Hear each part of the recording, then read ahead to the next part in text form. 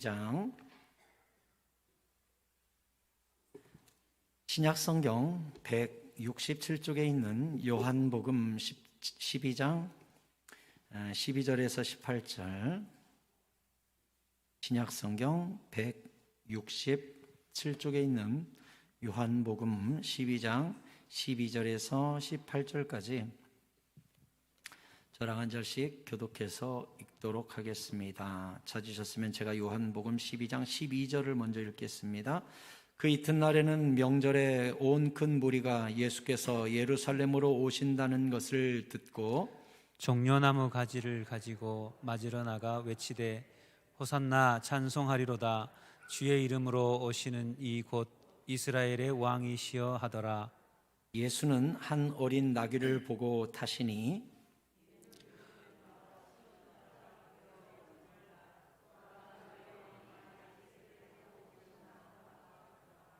제자들은 처음에 이 일을 깨닫지 못하였다가 예수께서 영광을 얻으신 후에야 이것이 예수께 대하여 기록된 것임과 사람들이 예수께 이같이 한 것임이 생각났더라. 나사로를 무덤에서 불러내어 죽은 자 가운데서 살리실 때에 함께 있던 무리가 증언한지라. 같이 읽겠습니다.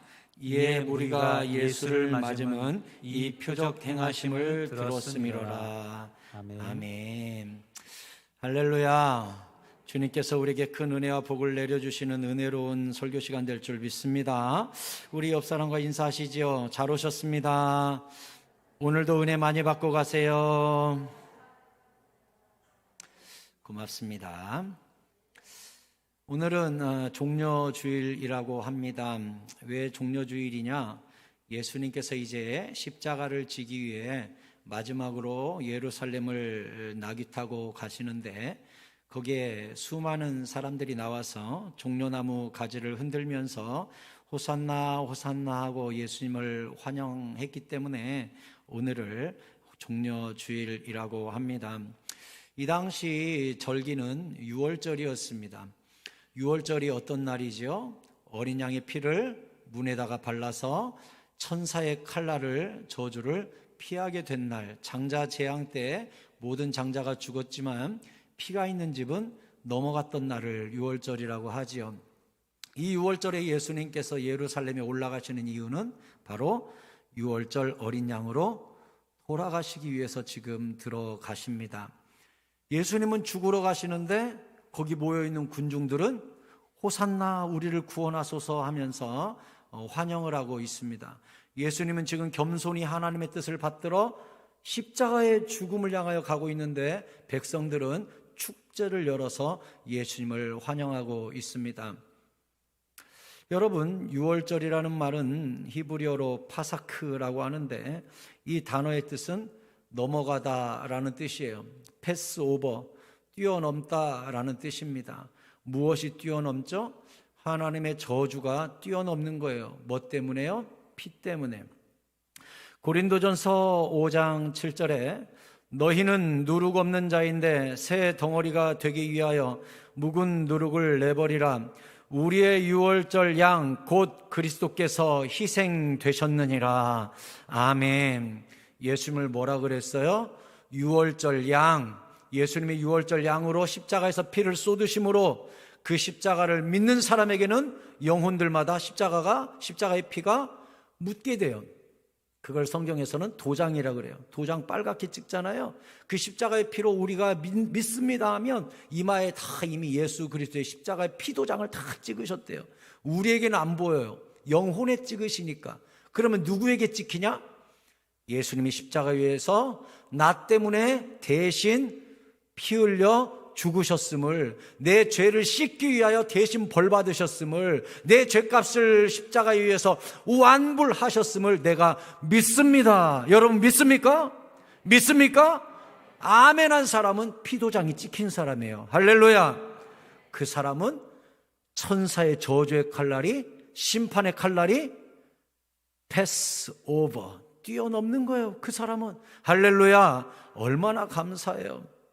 이 어린 양이 이제 축으로 들어가는데 이 종려나무 가지를 흔들고 예수님의 나귀 밑바닥에 겉옷을 깔고 호산나 호산나 하면서 소리를 지르고 있습니다. 당시 역사 기록자인 요세푸스를 읽어보면 그 당시 예루살렘에 예수님이 돌아가시는 6월절에 270만 명이 모였다고 하니까, 지금도 가보면 예루살렘 성이 그렇게 큰 성도 아닌데 270만 명이 모였다고 하니까 발 디딜 틈도 없이 사람들이 모여 있었습니다. 근데 이 사람들이 모두 다 호산나 호산나 노래를 부르고 있어요. 호산나 뜻은 무엇이냐면 구하옵나니 우리를 구원하소서, 우리를 구원하소서라는 뜻이에요. 그러면 이 사람들이 종려나무 가지를 흔들면서 우리를 구원하소서라고 한 이유가 뭘까요? 왜 종려나무 가지를 흔들면서 호산나 호산나 소리를 질렀을까요? 그러기 위해서는 종려나무의 의미를 알아야겠죠. 이 종려나무는 대추야자라고 해요. 작년에도 제가 사진을 보여드렸지만 야자나무 같이 생겼는데 거기에 달리는 열매는 야자나무처럼 이렇게 큼지막한 열매를 맺히는 게 아니라 요따만한 밤알만한 대추가 열어요. 대추같이 생겼는데 이게 송이가 얼마나 큰지 한 70cm 정도 막 큰 것은 1m도 돼요. 가지가 찢어지도록 늘어져서 맺힙니다. 신기해요. 저도 성지순례 가서 대추나무 열매, 대추야자 이거 종려나무 열매를 먹어봤는데 한 개 먹고 나면 못 먹어요.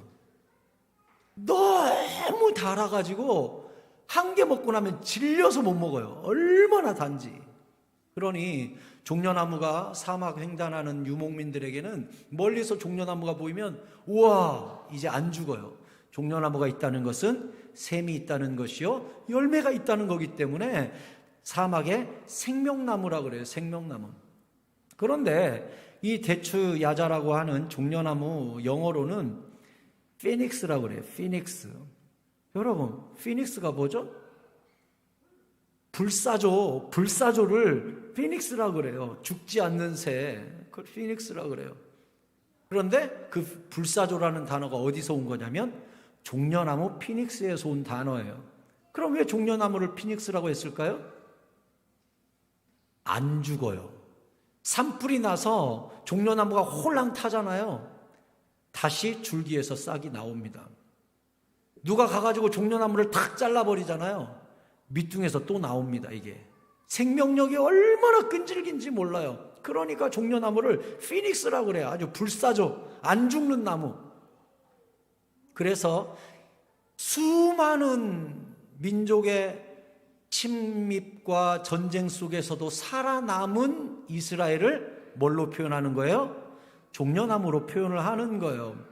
그래서 시편이나 보면 의인은 종려나무 같다라는 말, 이스라엘은 종려나무다라는 표현들이 나오는 이유가 아무리 불이 나고 아무리 잘라도 이스라엘은 또 살아나고 또 살아나는 불사조 같은 나라다라고 해서 종려나무예요. 그래서 이 종려나무를 가지를 흔들면서 우리를 구원하소서 호산나 호산나 한 이유가 뭔지 아시겠어요? 그 당시 이스라엘은 로마의 식민지 속국으로 있었습니다. 그러니까 가지를 흔들면서 우리를 구원하소서, 이 말은 지금 밑둥이 잘라진 종려나무 같은 우리나라를 회복시켜 주세요. 우리가 다시 살아나도록 로마로부터 우리를 독립시켜 주세요 라고 이렇게 흔들었어요. 그러면 왜 예수님을 로마로부터 우리를 구원해 줄 구원자 왕으로 여기고 이 사람들이 종려나무를 흔들었는가? 뭔가 들었겠죠? 그 270만 명이 다 예수님을 만난 건 아니잖아요. 뭔가 소문을 들었을 거예요. 그러니까 지금 왕으로 환영하고 있겠죠? 무슨 소문을 들었느냐? 17절에 나옵니다. 나사로를 무덤에서 불러내어 죽은 자 가운데서 살리실 때에 함께 있던 무리가 증언한지라. 이게 무슨 뜻입니까? 나사로가 죽은 지 4일이 됐는데 썩는 냄새가 나는 상황에서도 무덤을 뚫고 나사로가 나왔죠. 그 현장에 있던 사람들이 6월절에 예루살렘에 온 거예요.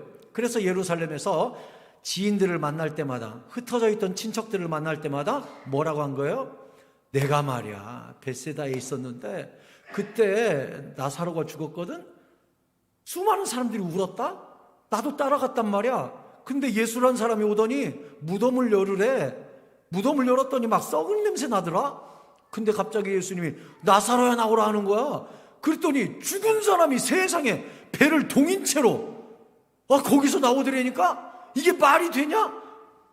뭐야? 그런 사람이 있어? 그런 기적이 있었어? 이게 쫙 퍼지는데 이게 눈덩이를 굴리듯이 어느 마을에서는 갈릴리에서는 5,000명을 먹였대. 물고기 2마리하고 떡 5개로 5,000명이 먹었대. 어디에서는 안진뱅이가 일어났대. 어디서는 못 듣는 자가 들었대. 어디서는 눈을 떴대. 어디서는 귀신 들린 자가 나갔대. 이런 소문이 이제 6월절에 이 대도시 예루살렘에 확 퍼지기 시작한 거예요. 그러니 270만 명들 사이에 단연 주인공이 누구냐? 이번에 이스라엘의 성인 남자라면 그분도 틀림없이 올 텐데 이번 기회에 나도 그분 한번 보자라고 소문이 쫙 퍼진 것입니다. 그러면 이 사람들이 이 호산나 하면서 종려나무를 가지를 흔들고 있는 이 마음속에 진짜 이유가 나와 있어요. 18절에 뭐라 그랬냐?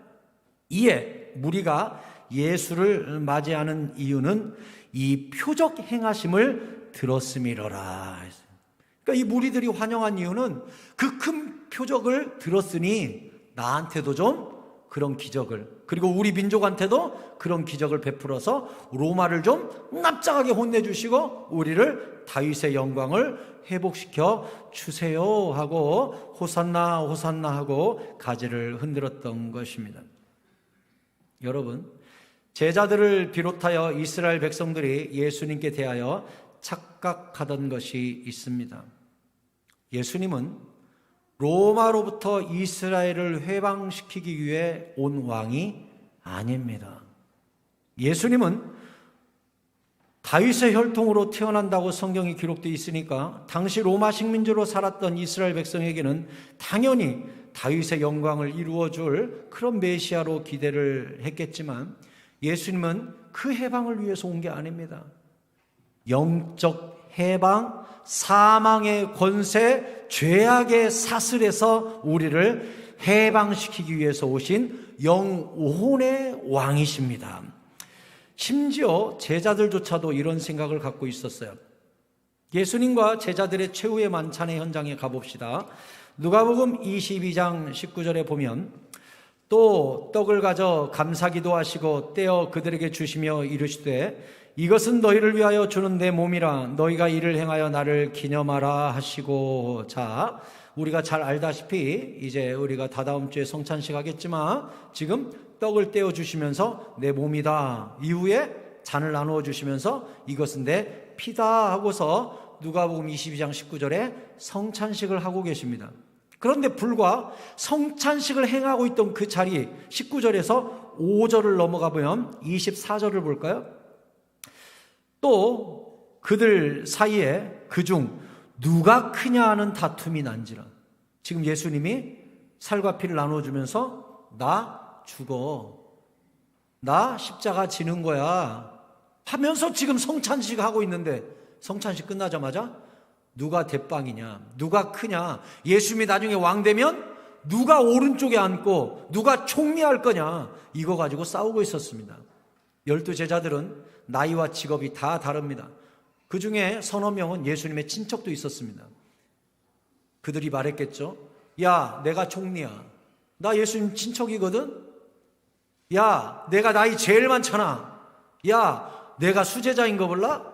야, 내가 먼저 제자 됐잖아. 너 임마 나보다 늦게 제자 됐는데 넌 순서가 밀려 하면서 서로 기수, 나이, 신뢰, 관계, 친척 이런 걸로 서로 내가 총리감이라고 주님 앞에서 싸우고 있었습니다. 왜? 예수님 돌아가시기 전날까지도 제자들은 무슨 생각하고 있어요? 예수님은 로마로부터 우리를 해방시킬 정치적 메시아라는 생각을 끊이지 못하고 있어요.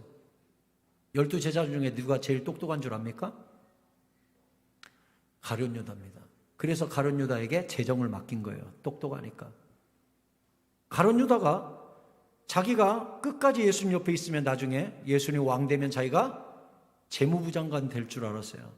그러면 거기서 돈도 좀 빼먹고 뒷돈도 좀 받고 이렇게 할 생각이었거든요. 근데 성만찬 때 예수님이 이거 내 피야, 이거 내 몸이야 했을 때 다른 제자들은 못 알아들어요. 똑똑한 가룟 유다만 딱 알아들어요. 예수님 진짜 죽는구나. 그때까지는 몰랐어요. 전부 다. 근데 이 똑똑한 가룟 유다만 진짜 죽네? 나 3년간 쫓아다녔는데 어디서 보상받지? 내가 예수님 팔아서라도 나는 보상받고 깔끔하게 떨어져야겠다. 대제사장한테 가가지고 예수님을 팔아먹고 은 30을 받아 챙깁니다. 제일 똑똑하니까. 나머지 11제자는 몰라요. 아직도 왕 될 거다라고 생각하고 성만찬 자리에서도 싸우고 있었어요.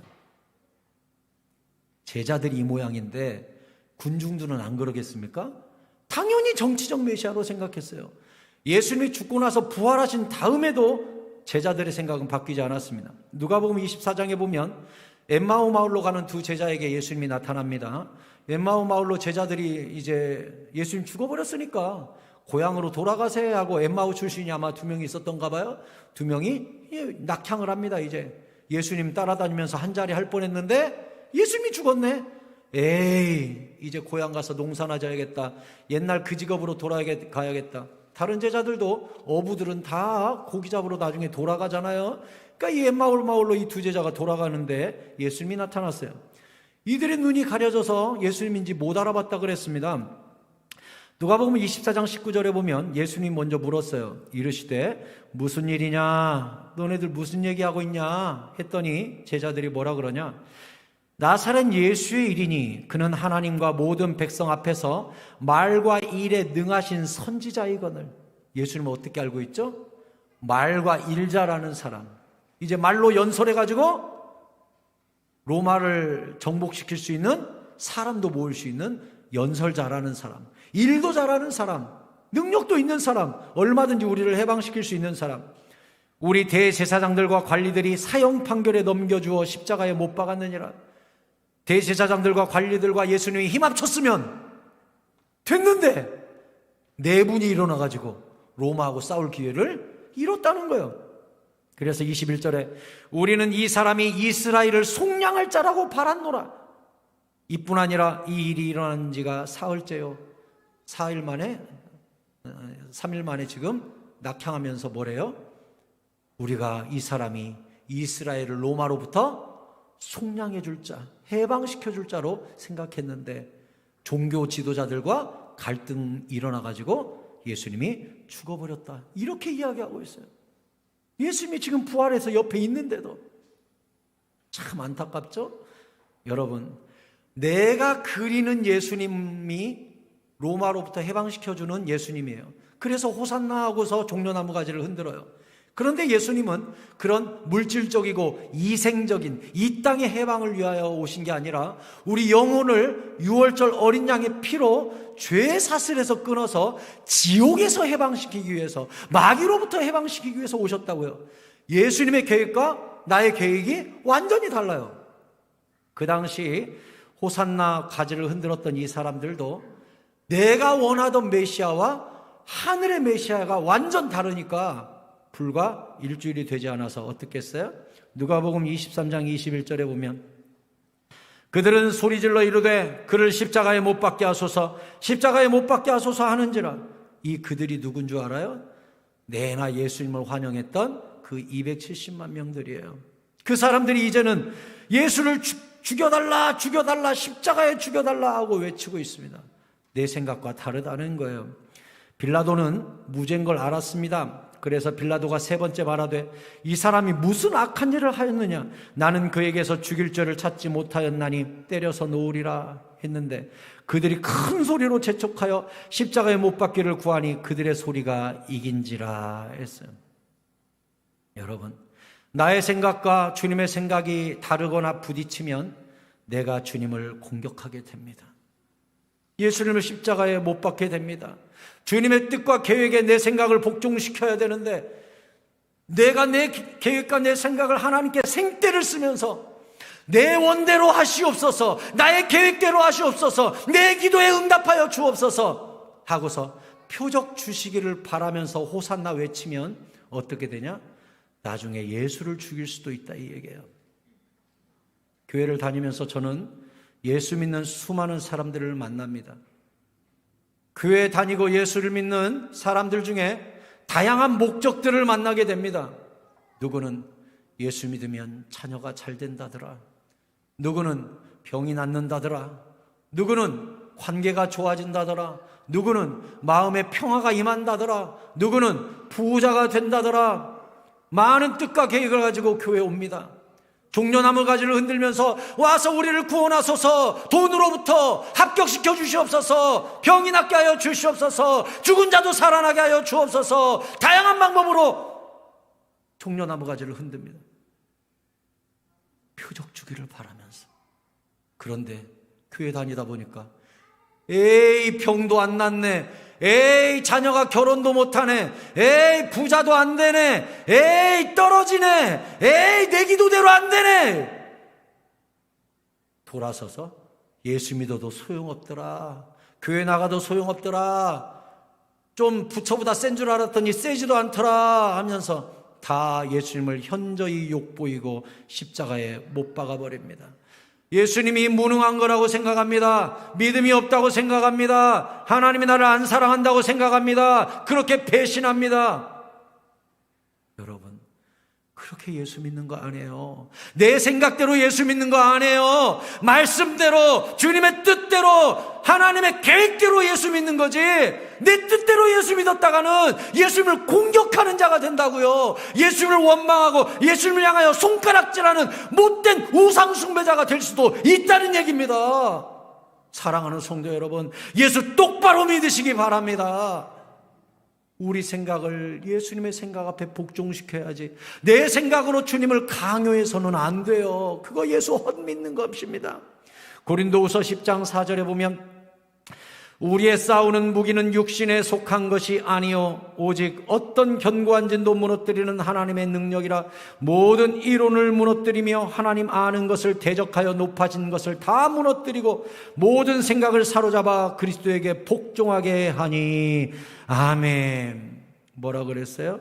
모든 이론을 무너뜨리고 하나님 아는 것을 대적하여 높아진 내 오만함, 교만함, 주님을 굴복시키려고 하는 나의 교만함을 사로잡아서 예수의 뜻 앞에 복종하는 게 신앙생활이라고 그랬어요. 여러분, 신앙생활은요, 생각전쟁이에요. 내가 만든 우상, 내가 만든 예수님, 내가 그려놓은 하나님으로 하나님을 자꾸 맞추려고 하면 우상숭배자가 되는 거예요. 돈숭배자, 합격숭배자. 주님은 그렇게 이 땅에 오신 게 아니에요. 그렇다면 예수님이 이 땅에 오실 때, 예루살렘 성에 들어가실 때 백마를 타고 들어가야죠. 황금마차를 타고 들어가야죠. 군복을 입고 들어가야죠. 그런데 예수님은 어이없게도 14절에 예수는 한 어린 나귀를 보고 타시니, 나귀를 타고 들어가셨어요. 나귀는 성경의 겸손의 상징입니다. 나귀는 묵묵히 고개를 숙이는 짐을 나르는 동물이기 때문에 겸손의 상징입니다. 싸우는 동물이 아닙니다. 예수님은 나귀를 타시고 아버지 하나님의 뜻 앞에 묵묵히 고개를 숙이고 예루살렘으로 입성하셨습니다. 15절에 이는 기록된 바 시온 따라 두려워하지 말라. 보라, 너의 왕이 나귀 새끼를 타고 오신다함과 같더라. 제자들은 처음에 이 일을 깨닫지 못하였다가 예수께서 영광을 얻으신 후에야 이것이 예수께 대하여 기록된 것임과 사람들이 예수께 이같이 한 것임이 생각났더라 했습니다. 기록된 바라고 돼 있는데 스가랴서에 기록이 돼 있어요. 예수님이 예루살렘 입성하기 수백 년 전에 이미 성경에 예언이 돼 있었습니다. 스가랴 9장 9절에 시온에 따라 크게 기뻐할지어다, 예루살렘에 따라 즐거이 부를지어다. 보라, 내 왕이 내게 임하시나니 그는 공의로우시며 구원을 베푸시며 겸손하여서 나귀를 타시나니 나귀의 작은 것 곧 나귀 새끼니라. 아멘. 나귀를 새끼를 탄 왕 어울립니까? 왕은요, 말을 타야 된다니까요. 왕이 오시는데 나귀를 타고 옵니다. 겸손의 왕으로 오십니다. 아버지 하나님 때문에 순종하는 그런 나귀의 모습으로 예수님이 이 땅에 오십니다.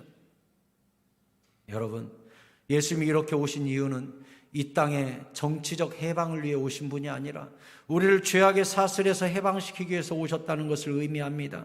고린도후서 4장 18절에 우리가 주목하는 것은 보이는 것이 아니요 보이지 않는 것이니 보이는 것은 잠깐이요 보이지 않는 것은 영원함이라. 아멘. 여러분, 중간부부터 같이 읽어볼까요? 보이지 않는 것이니 보이는 것은부터 시작. 보이는 것은 잠깐이요 보이지 않는 것은 영원함이라. 아멘. 여러분, 보이는 건 잠깐이에요.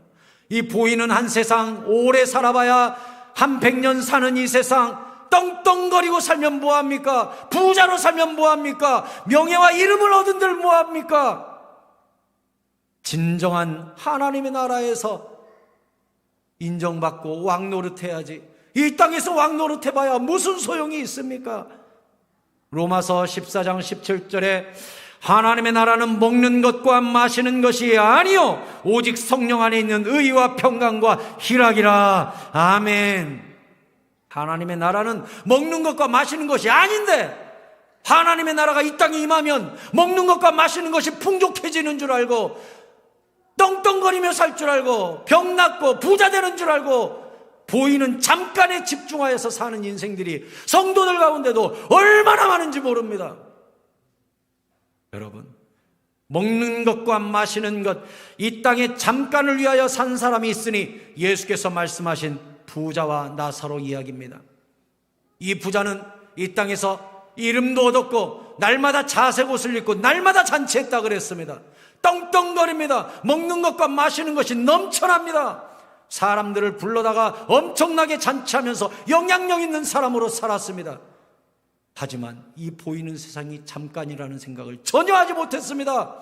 지옥에 뚝 떨어졌는데 부잣집 대문 앞에서 쓰레기통을 뒤지고 있던 나사로, 개가 핥아주던, 개가 위로해주던, 개보다 못한 인생을 살았던 나사로가 천국에서 아브라함 품에 안겨있는 것을 이 부자가 지옥에서 보고 아브라함이여 아브라함이여 그 나사로에게 물 한 방울 찍어서 내 혀 좀 서늘하게 하여 주시옵소서. 자세히 읽어보니까요, 부자가요 나사로 이름도 알고 있었어요. 자기 대문에 있던 나사로라는 거 알았어요. 그런데 돌보지 않았어요. 아브라함이 뭐라 그랬어요? 너는 땅에서 호화호식했잖아. 먹는 것 마시는 것 누렸잖아. 보이는 잠깐에 집중하며 살았잖아.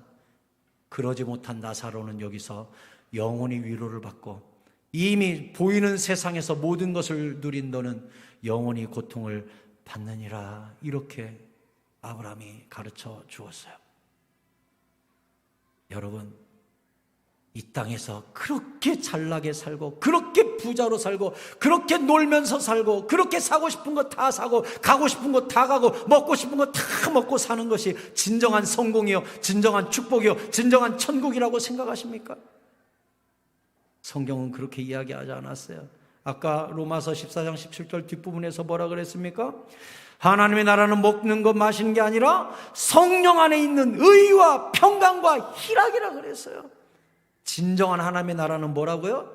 주님 안에 딱 들어가면 의를 얻어요. 나는 더 이상 지옥 백성이 아니라 예수 그리스도의 의를 덧입어서 천국 백성이 되는 의를 덧입어요. 그 다음에는 평강이 와요. 하나님이 두렵지 않아요? 지옥이 두렵지 않아요?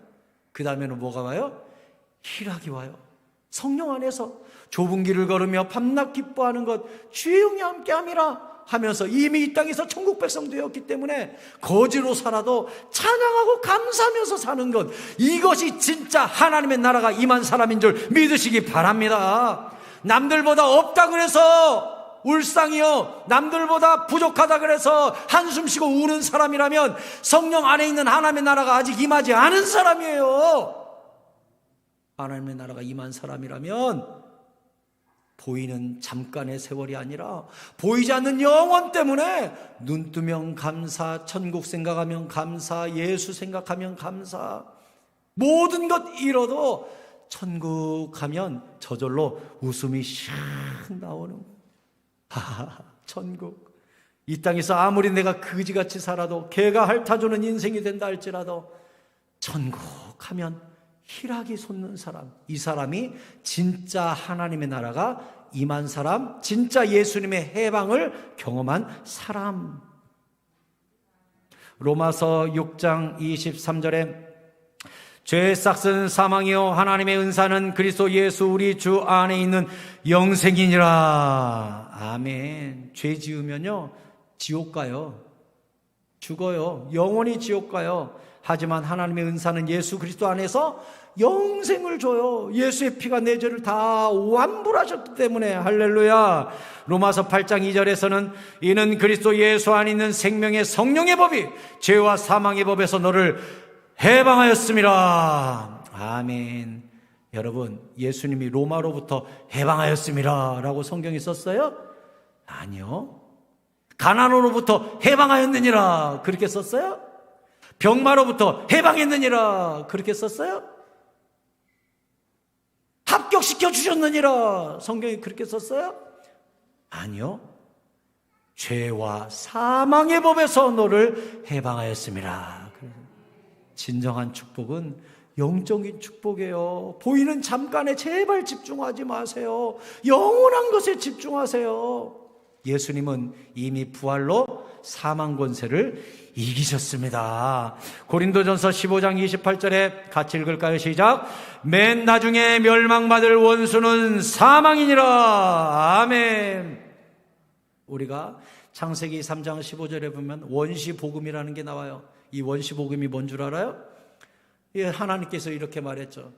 뱀을 저주하시면서 뱀아, 여자의 후손과 네가 원수가 되게 하리니 너는 여자의 후손의 발꿈치를 물을 것이요 그는 네 머리를 상하게 할 것이다 라고 창세기 3장 15절에 나옵니다. 이걸 원시복음이라고 하는데 무슨 뜻인 줄 알아요? 여러분, 뱀이 갖고 있는 권세는 물어서 죽이는 사망 권세예요. 그 사망 권세로 여자의 후손이 거기 단수로 나오거든요. 모든 사람은 남자의 후손입니다. 남자가 있어야 태어나죠. 그런데 성경에 남자 없이 여자의 후손으로 유일하게 태어나신 분이 계시죠? 누구예요? 예수님이에요. 예수님은 남자 없이 여자의 후손으로 유일하게 태어났어요. 그 여자의 후손의 발 뒤꿈치를 물어 죽인다고 성경에 나와 있어요. 예수님이 죽었어요? 안 죽었어요? 죽었어요. 이 뱀이 물어가지고 이 대제사장들 막 동원해가지고 예수님 죽였거든요. 근데 예수님이 3일 만에 부활하심으로 뱀의 머리를 짓밟았다 그랬어요. 자, 뱀의 머리가 짓밟혔다는 건 이제 무슨 뜻인지 아시겠어요? 더 이상 사탄이 물어 죽일 수가 없어요. 머리가 짓밟혀가지고 못 물어 죽여요. 머리를 누가 짓이겼으니까? 예수님이 짓이겼으니까. 이게 무슨 뜻이에요? 사망 권세를 막아버린 거예요, 예수님이. 뭘로? 십자가의 포혈로. 그래서 우리는 예수 믿으면 더 이상, 자 보세요, 죄의 싹은 사망이죠? 그런데 예수님이 죄를 십자가의 포혈로 해결하셨어요. 그러면 사망이 영생으로 바뀌겠죠. 아멘입니까? 이게 원리예요. 영적 원리. 사망 권세, 뱀의 도구로, 이 죄의 도구로 모든 사람이 지옥에 가고 죽을 수밖에 없는데, 이 뱀의 독을 예수님이 십자가의 보혈로 모든 죄를 용서함으로 말미암아 어린 양 보혈의 피로 모든 성도를 패스오버 넘어가게 해주심으로 말미암아 사망 권세가 영생으로 바뀌게 된 거, 이것을 뭐라고 해요? 복음이라고 하는 거예요. 할렐루야. 디모데후서 1장 8절에 그러므로 너는 내가 우리 주를 증언함과 또는 주를 위하여 갇힘받은 나를 부끄러워하지 말고. 디모데후서는요, 사도 바울이 마지막으로 쓰고 죽은 유언과도 같아요. 이제 감옥에서 마지막으로 고린도후서를 쓰고 죽습니다. 디모데후서를, 디모데가 누구니까? 사도 바울의 후계자였어요. 후계자에게 마지막 편지를 쓰고 죽는데 감옥에 있었거든요. 이때 로마 감옥에. 로마 감옥에서 뭐라고 썼어요? 그러므로 너는 내가 우리 주를 증언함과 또는 주를 위하여 갇힌 자 된 나를 부끄러워하지 마라. 내가 지금 감옥에 있다 그래서 부끄럽게 생각하지 말라. 오직 하나님의 능력을 따라 복음과 함께 고난을 받아라. 나를 본받아서 너도 복음 전하다가 감옥 갈 각오를 해라. 하나님이 우리를 구원하사 거룩한 소명으로 부르심은 우리를 구원하시고 말씀 전하는 소명으로 우리를 부르셨잖냐. 우리의 행위대로 하심이 아니요 오직 자기의 뜻과 영원 전부터 그리스도 예수 안에서 우리에게 주신 은혜대로 하심이라. 하나님이 우리를 구원시켜 준 건 오직 은혜입니다. 아멘. 이제 여기가 중요해요. 우리 구주 그리스도 예수의 나타나심으로 말미암아 나타났으니, 자, 예수 그리스도가 나타남으로 그 은혜가 나타났는데 어떻게 나타났냐? 그는 사망을 패하시고 복음으로써 생명과 썩지 아니할 것을 드러내신지라. 내가 이 복음을 위하여 선포자와 사도와 교사로 세우심을 입었노라. 아멘. 사도 바울이 이 복음을 뭐라고 이야기하고 있어요? 사망을 패하시고 생명과 썩지 아니할 것을 드러내신 것, 이것을 복음이라고 하는 거예요. 여러분, 예수님은 우리 부자 만들라고 이 땅에 오신 분이 아니에요. 예수님이 이 땅에 왜 오셨어요? 영원한 죄악의 사슬과 저주의 사슬과 지옥의 사슬로부터 우리를 해방시키고 사망 권세를 가진 마귀의 머리를 부활 권세로 짓밟아버리고 더 이상 죄의 독을 우리한테 주입하지 못하도록 사탄의 죄의 권세를 짓밟아버리고 이제 우리가 썩지 아니할 영원한 부활체가 되어서 천국 백성 되도록 하나님의 나라가 우리 마음에 먼저 이루어지고 죽고 나서 저 천국에 이루어지도록 하기 위해 영적 해방을 하시는 왕으로 이 땅에 오신 것입니다. 사랑하는 성도 여러분, 여러분은 지금까지 어떤 예수님을 기대했고 어떤 예수님을 호산나 환영하셨습니까? 혹시 우리 집 잘 되게 해주시는 예수님, 우리 자녀들 잘 되게 해주시는 예수님, 나 부자 만들어주시는 예수님, 내 병 고쳐주시는 예수님, 이런 예수님만을 생각하시면서 종려나무 가지를 흔들었다면 이제는 그 종려나무 가지를 내려놓아야 합니다. 예수님은 그런 왕으로 오신 분이 아니에요. 우리를 위해 죽으시러 오셨고 이 세상에서 보면 십자가에서 죽은 허약하고 저주받은 인생으로 보일 거예요. 하지만 그것이 사실은 뱀의 머리를 짓밟기 위한 영적 왕, 영적 승리자로 이 땅에 오신 것이기 때문에 십자가는 우리에게 승리의 상징이 된 것이고 십자가 외에는 자랑할 것이 없다고 사도 바울이 이야기한 것입니다. 수많은 사람들은 간증시켜 놓으면 뭘 간증하는 줄 압니까? 내가 이렇게 기도했더니 주님이 이렇게 응답하시더라. 내가 이렇게 예배 잘 드리고 이렇게 작정 기도했더니 주님이 이렇게 복을 주시더라. 사도 바울은요, 그거 자랑하지 않았어요. 뭐라고 자랑했어요? 나는 십자가 외에는 자랑할 것이 없나니 했어요. 왜? 이 땅의 성공과 형통은 잠깐이요, 보이지 않는 것은 영원하기 때문에 그 영원의 십자가만 자랑하기로 작정한 거예요. 사랑하는 성도 여러분, 십자가가 여러분들의 영원한 간증이 될 수 있기를 축복합니다. 말씀을 맺겠습니다. 이 땅의 종려주일은 불완전했습니다. 예수님의 의도와 하나님의 뜻과 이 땅에서 기대하는 메시아가 많이 착오가 있었기 때문에 결국은 이 군중이 예수님을 죽이는 비참한 결과를 맞이할 수밖에 없었습니다. 그런데 성경에 보니까 저 천국에서 완전한 종려주일이 우리를 기다리고 있어요.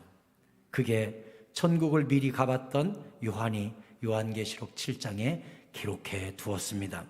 요한계시록 7장 9절에 보니까 이 일 후에 내가 보니, 요한이 봤대요, 각 나라와 족속과 백성과 방언에서 아무도 능히 셀 수 없는 큰 무리가 나와 흰 옷을 입고 손에 종려 가지를 들고 보좌 앞과 어린 양 앞에 서서 큰 소리로 외쳐 이르되 구원하심이 보좌에 앉으신 우리 하나님과 어린 양에게 있도다 하니 모든 천사가 보좌와 장로들과 내 생물의 주위에 서 있다가 보좌 앞에 엎드려 얼굴을 대고 하나님께 경배하여 이르되 아멘. 찬송과 영광과 지혜와 감사와 존귀와 권능과 힘이 우리 하나님께 세세토록 있을지어다. 아멘 하더라. 아멘.